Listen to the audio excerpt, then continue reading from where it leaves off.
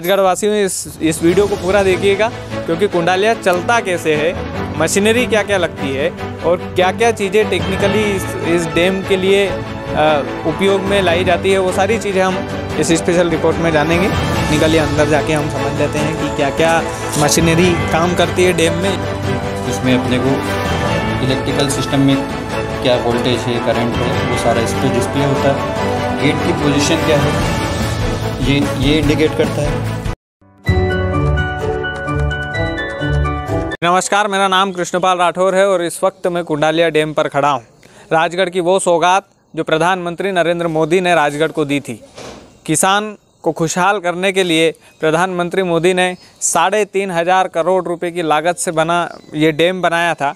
और इस डैम की जो खासियत है वो हम आज इस स्पेशल रिपोर्ट में आपको दिखाएंगे। हम आपको इस कहानी में इसकी सुंदरता नहीं दिखाएंगे, ना ही हम ये आपको बताएंगे कि ये पर्यटन के लिए बहुत फेमस है। हम आपको दिखाएंगे कि कुंडालिया डैम चलता कैसे है, कौन सी मशीनरी से गेट खुलता है, किस तरह से हूटर के लिए लोगों को सचेत किया जाता है, और भी क्या क्या इसकी खासियत है। तमाम चीज़ें हम इस स्पेशल रिपोर्ट में आपको बताएंगे। हमारे साथ असिस्टेंट इंजीनियर इस डैम के जुड़े हुए हैं, उनका नाम विकास जी जैन है और हम उनसे बातचीत करेंगे। हम उनसे जानेंगे कि सर कितनी मेहनत इस डैम को बनाने में लगी है और क्या क्या टेक्निकली चीज़ें हम इसको अंदर से समझते हैं। थोड़ा सा कुंडालिया को हम अंदर से आपको दिखाएंगे। राजगढ़ वासियों इस वीडियो को पूरा देखिएगा, क्योंकि कुंडालिया चलता कैसे है, मशीनरी क्या क्या लगती है और क्या क्या चीज़ें टेक्निकली इस डैम के लिए उपयोग में लाई जाती है, वो सारी चीज़ें हम इस स्पेशल रिपोर्ट में जानेंगे। फिलहाल हम सर से थोड़ी सी बातचीत कर लेते हैं। नमस्ते सर, आपका शुभ नाम बता दीजिए। विकास जैन। विकास जी जैन हमारे साथ है, असिस्टेंट इंजीनियर के पद पर कुंडालिया के 3,348 करोड़ रुपए की लागत से बना हुआ ये डैम। उनके असिस्टेंट इंजीनियर हमारे साथ मौजूद है। हम अंदर की टेक्निकली चीज़ें सर से समझना चाहते हैं, लेकिन उससे पहले सर क्या क्या सावधानियां रखनी चाहिए आसपास के लोगों को, ये थोड़ा सा। इसमें सावधानी, गेट खोलने से पहले अपने को हूटा बजाना है और उससे पहले भी एक दिन पहले ही अपने को सूचना करनी रहती है सारे निचली बस्तियों में कि हम गेट खोलने वाला है कल। और उसके बाद भी जो लोग रहते हैं नदी में इंस्टेंट टाइम, उनको हूटर बजा के और उसके 15 मिनट बाद हम गेट खोलने की प्रक्रिया करते हैं। वो भी गेट भी 3 स्टेप में खुलता है। पहले थोड़ा कम खोलते हैं, फिर ज़्यादा, फिर उसके बाद जो हमको जो खोलना रहता है वो खोलते हैं। जितने हाइट का खोलना रहता है वो खोलते हैं, धीरे धीरे करके खोलते हैं, जिससे कि सबको मालूम पड़ जाए कि हाँ पानी आने वाला है। तो मतलब आप पानी का अंदाज़ा लगाकर गेट खोलते हैं कि यहाँ से। सुमित, थोड़ा सा कैमरा घुमा के दिखाइए जरा, पानी को भी दिखा दीजिए कुंडालिया को। ये ध्यान से देख लीजिए, बहुत पानी अभी तक भर चुका है। जो अभी शुरुआत की बारिश है, आने वाले समय में और भी ये डैम भरा जाएगा। हालांकि अभी तक गेट नहीं खोलने की नौबत नहीं आई होगी सर। इस साल गेट खोलने की नौबत नहीं आई है, पर पिछले साल तो जब बाढ़ की स्थिति बनती है तब खुलते हैं। वो तब 11 ही गेट खुल चुके हैं, वो 5-5 मीटर की हाइट तक खुलते हैं।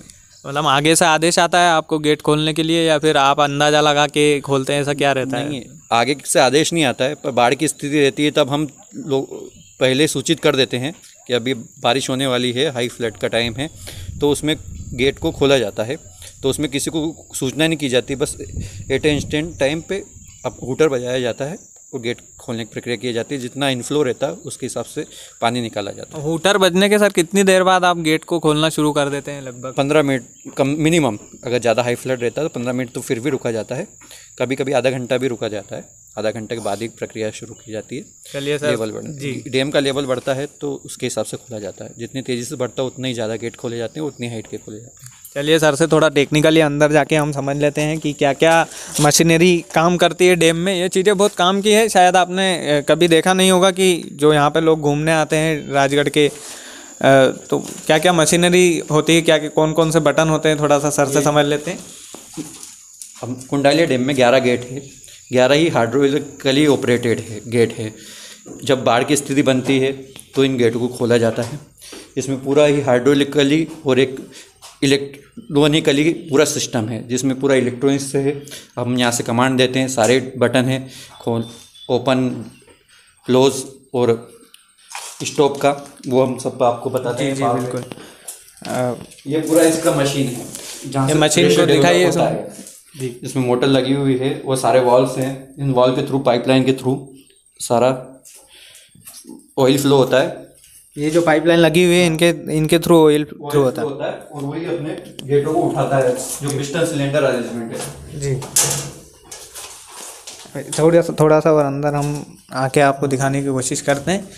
ये पूरा खाका है, जमा हुआ है, देख लीजिए आप लोग भी। और सर से हम समझेंगे। सिस्टम है जी, जिसमें अपने को इलेक्ट्रिकल सिस्टम में क्या वोल्टेज है, करंट है, वो सारा इस पर डिस्प्ले होता है। गेट की पोजीशन क्या है ये इंडिकेट करता है। इसमें अपन ओपन क्लोज करते हैं, यहाँ पे भी गेट की इंडिकेशन होता है। यहाँ से हम गेट को ओपन करना, क्लोज, स्टॉप, ये दिखा दीजिए, थोड़ा पास आके दिखा दीजिए जी। गेट को ओपन करना, उसके बाद जब जितनी हाइट हो गई उसके बाद अपने को स्टॉप करना, और जब बाढ़ का पानी निकल चुका होता है तब इसको क्लोज करना।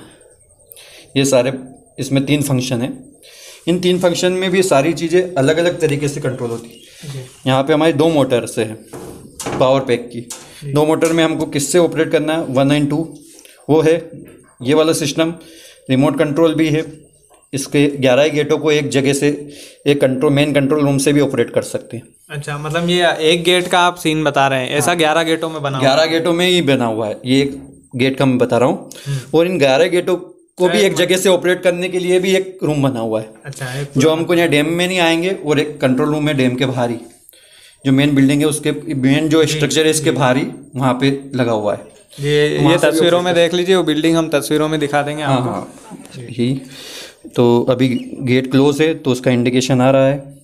लोकल पैनल पे लोकल का इंडिकेशन है, सारी चीज़ें ऑन है। तो ये सारा बताया हुआ अंदर इसका पूरा स्ट्रक्चर इलेक्ट्रॉनिकली है जी। इसमें PLC सिस्टम है, प्रोग्रामिंग लॉजिक कंट्रोल, उसी में सारे प्रोग्रामिंग दिया हुआ है, उसी सारा ये प्रोग्रामिंग से चलता है। पूरा हाईटेक सिस्टम है जो नया अपने अभी चल रहा है रिसेंटली।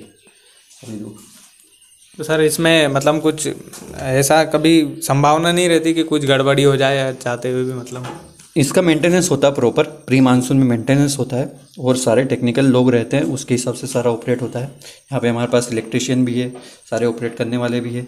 कोई गड़बड़ी आती है तो उनसे सही भी हो जाता है एट ए टाइम।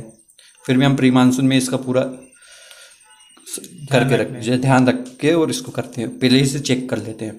अच्छा। अभी इस बार चेकिंग हो चुकी है, 5 जून को सारे गेटों की चेकिंग कर चुके हैं हम।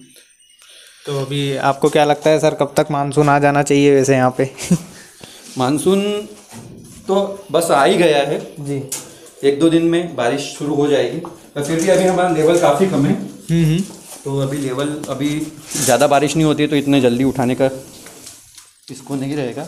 अगस्त में ज़रूरत पड़ेगी गेट को ऑपरेट करने की। अच्छा, अगस्त में। ये देखिए यहाँ से वहाँ तक गेट देख लीजिए, ये पूरा का पूरा यही सिस्टम लगा हुआ है।